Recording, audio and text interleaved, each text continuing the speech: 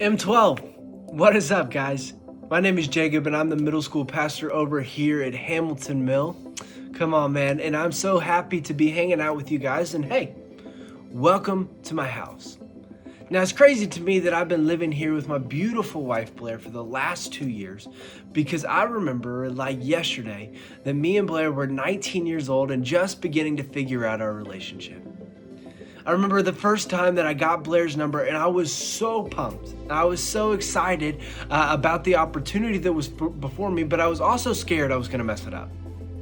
Like, real scared. And I was in my dorm room, and I'm just kind of like pacing around, and I remember I'm like sweating and like getting like really nervous as I'm thinking about what do I say to her. In fact, I remember there was a couple of people that walked in the room like, Jacob, you good, bro? Like, everything okay? And I'm like, guys, not really. I've got to figure out what to say to Blair. And they go, oh, beautiful girl like that, you better make this good so that she ever talks to you again. And luckily, Blair did end up texting me back, and I have no clue why.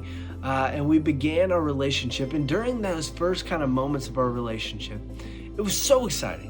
And it was so fun as we were figuring out, hey, do you like me more? Do I like you? And all of this. And it was kind of like we were playing a game with each other, right? Just trying to feel out who likes who more. And maybe you've been in a relationship and that fun, exciting part when you first start talking happens, and it's fun. But maybe you've been in a friendship with somebody and they start trying to play this game and trying to figure out, hey, how good of friends are we? Hey, how much do you appreciate me? Hey, how much do you want me to come over and hang out? And those moments are weird. And those moments are awkward, and you're like, okay, dude, just chill. Or hey, we hang out, but like, why are you acting like this? See, if you've been there before, you know how weird that moment can be when it feels like someone's playing a game inside your friendship. And I've been texting a lot of you guys over the past couple of weeks and just seeing how you're doing during this time. And a lot of you are saying, hey, I'm kind of feeling lonely.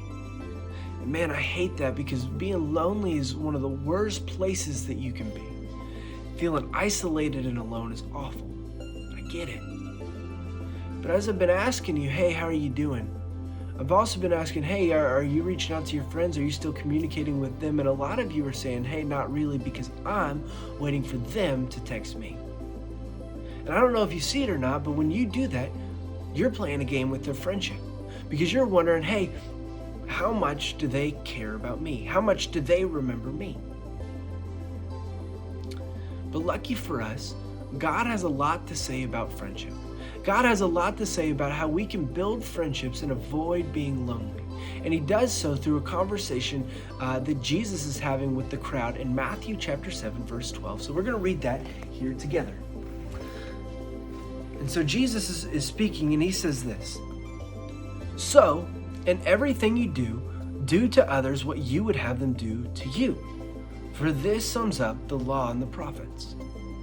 Now, maybe you've heard that before, and you go, okay, dude, I know that's the golden rule. My mom tells me that all the time. And if that's true, that's okay, I get it. And you're probably thinking right now, like, there's nothing else that this sermon has to offer you. Well, hey, I want to read it again in the Message version, because I think it hits a little bit different when we read it like that. It says it like this: here is a simple rule of thumb, a guide for your behavior.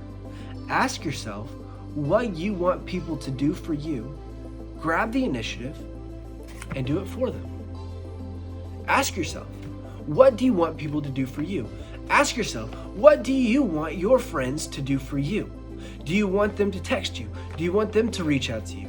Do you want them to invite you to do that thing? Do you want them to leave Chick-fil-A at your doorstep? Grab the initiative and do it for them. Don't play the "are we friends" game. No, grab the initiative and do it for them. Because great friendships happen by choice, not by chance. We don't drift into great friendships. They don't just happen randomly. No, great friendships happen by choice because we choose to invest. We choose to look for moments where we can pour into these relationships, where we can go above and beyond and show other people how much they mean to us. And we choose to show other people how cool they are and encourage them. Now, we have a 7th grade girl at the Hamilton Mill campus, and her name's Katie Beth. And she's been doing this thing that is so cool. She's been taking a person's favorite candy or favorite drink and taping it to an encouraging note and leaving it at their doorsteps. And I see it on Instagram. I'm like, dang, this is awesome. Because here's what I know. If someone did that for me and someone left that on my doorstep and left Reese's Cups, because that's my favorite candy, just in case you were wondering, I would be pumped. And I would immediately want to invest deeper in that relationship with them because I would know this, that they're a friend worth having. See, friends worth having are those that grab the initiative and do what they would hope others would do for them. Are you a friend worth having? Grab the initiative and do for others what you would hope they would do for you. Now, maybe if you're a dude and you're listening to this, you're going, okay, I don't care who says it. I'm not going to write a sappy note and leave it on my friend's doorstep. Okay, I get it. I probably wouldn't have done it either when I was your age. But here's the deal. What if you did this?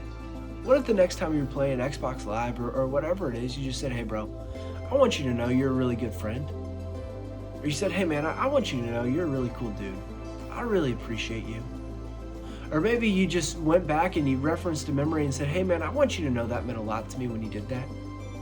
Or maybe if you want to make it as low-key as possible and not be weird or about it at all, maybe just say, hey, you're really good at lacrosse. See, when you're encouraging or when you go out of your way, you invest. And when you invest, man, you're choosing to be a good friend. The great friendships happen by choice, not by chance.